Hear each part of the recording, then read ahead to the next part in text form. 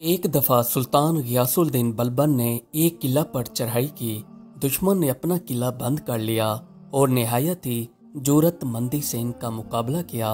किले के ऊपर कब्जा करने की तमाम कोशिशों को नाकाम बना दिया गया। अब बादशाह भी थक चुका था। इनकी फौजें किले के बाहर बैठी हुई थीं, इस उम्मीद के साथ कि जिस वक्त मौका मिलेगा किले के ऊपर हमला कर देंगे। इसी दौरान एक रात इतना सख्त तूफान आया कि इनके जो खैमे लगे हुए थे इनमें से काफ़ी सारे खैमे गिर पड़े और हवा के साथ तेज़ तूफानी बारिश भी आ पड़ी।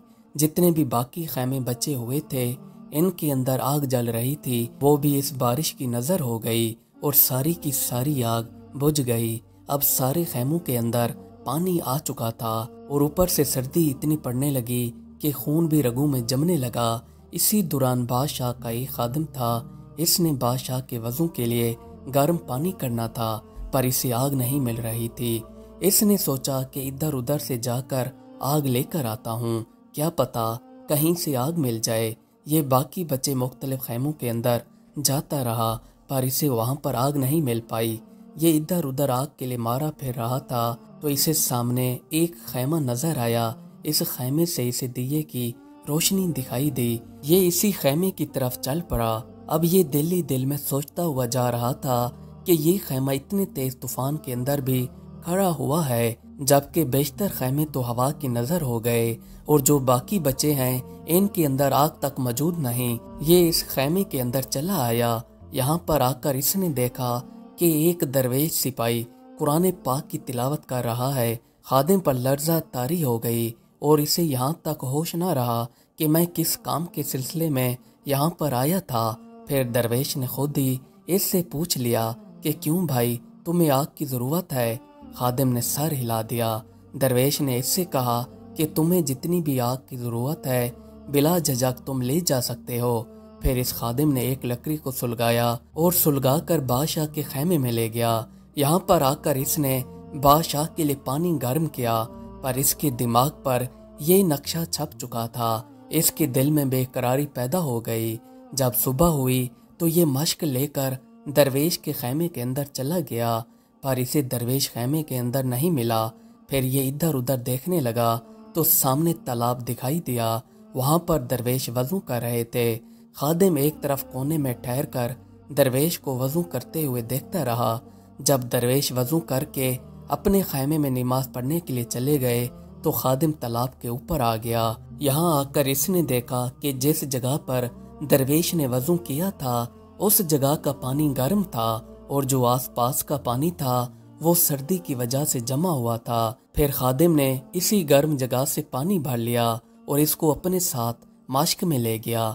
इसने अपनी अक्ल से मालूम कर लिया कि ये सब कुछ इस दरवेश की बरकत की वजह से है कि रात को इतनी तेज तूफानी बारिश के अंदर इनका खैमा सही सलामत खड़ा हुआ था और इसके अंदर आग भी जल रही थी और अब तालाब का पानी पूरी तरह से जमा हुआ था। पर जिस जगह से दरवेश ने वज़ू फरमाया इस जगह का पानी गर्म था। इसने इस बात को राज रखा। फिर ये दूसरे दिन सुबह की नमाज के वक्त से पहले तालाब पर आ गया। यहाँ पर आकर देखा तो सारे का सारा पानी सर्दी की वजह से जमा हुआ था। फिर ये जाकर एक दरख्त के पीछे छुप गया। कुछ देर बाद वहाँ पर दरवेश आ गए। ये आकर तालाब के किनारे बैठ गए। इनके सामने पानी ने जोश मारा। फिर दरवेश इसी पानी से वज़ू करने लगे और वज़ू करके ये वापस चले गए। खादिम दोबारा इसी जगह पर आ गया जहाँ पर दरवेश ने वज़ू किया था। इसने पानी को हाथ लगाया तो ये गर्म हो चुका था। खादिम ने इसी जगह से पानी भरा और भरकर सीधा बादशाह के पास चला आया। यहाँ पर आकर इसने देखा तो बादशाह लोगों के दरमियान बैठे थे। इसने आकर बादशाह से कहा कि हजूर, अगर आप मेरी बात को राज रखें तो मैं आपसे अर्ज करना चाहता हूँ। बादशाह खादिम को अपने साथ अकेले ले गया। यहाँ पर आकर खादिम ने बादशाह से सारे का सारा वाकया बयान कर दिया। बादशाह काफी हैरान हुआ और इसने खादिम से कहा कि कल सुबह तुम मेरे साथ चलना, हम इकट्ठे इस जगह पर जाएंगे और रात को तुम मुझे नमाज की सुबह के वक्त आकर जगह देना।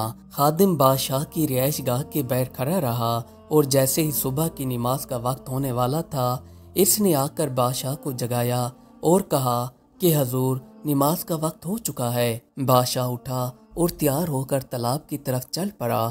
اب یہ دونوں تالاب کے پاس جا کر ایک طرف چھپ کر بیٹھ گئے۔ اسی دوران درویش آ گئے اور یہ کنارے پر وضو کرنے کے لیے بیٹھ گئے تو پانی نے جوش مارا۔ انہوں نے وضو کیا، پھر یہ وضو کر کے اپنے خیمے میں تشریف لے گئے۔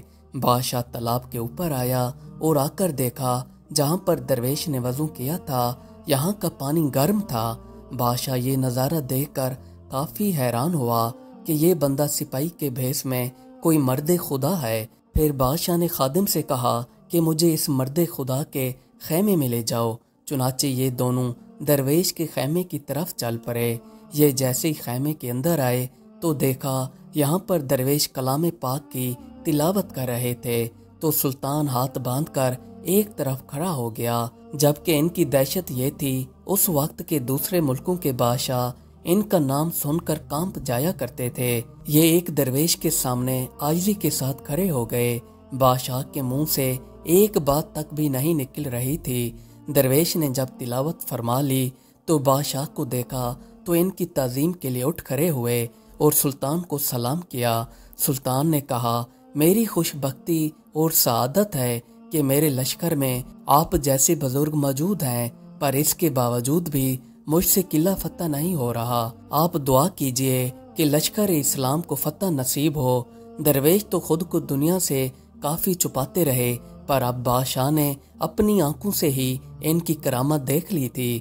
پھر درویش نے دعا کے لیے ہاتھ اٹھائے اور سورۃ فاتحہ کی تلاوت پڑھ کر فرمایا کہ اسی وقت حملہ کرو، اللہ تعالیٰ فتح و نصرت عطا فرمائیں گے۔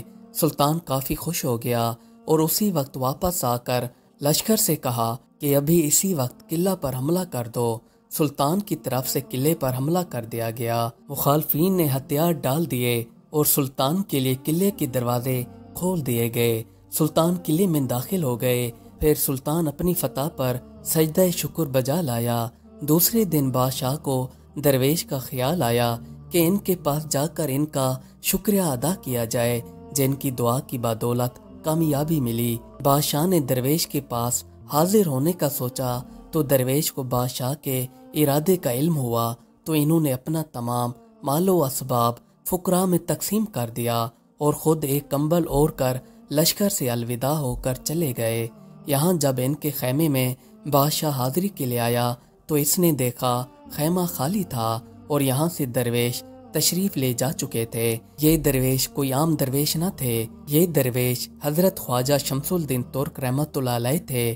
یہ شاہی لشکر سے نکل کر سیدھا اپنے مرشد حضرت مخدوم علاؤ الدین علی احمد صابر کلیری رحمۃ اللہ علیہ کی خدمت میں آ کر حاضری دی۔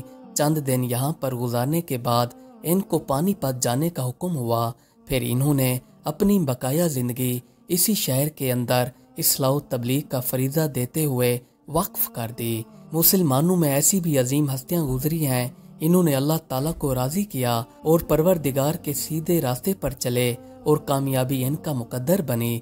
جو اللہ کے راستے پر اپنا سب کچھ قربان کر دیتا ہے تو اللہ تعالیٰ بھی اس کو اپنے خاص بندوں میں شامل فرما لیتے ہیں۔ ہم سب کو اللہ تعالیٰ اپنے سیدھے راستے پر چلنے کی توفیق عطا فرمائے، آمین۔ مزید اچھی ویڈیوز دیکھنے کے لیے ہمارے چینل کو سبسکرائب کر لیں۔ شکریہ۔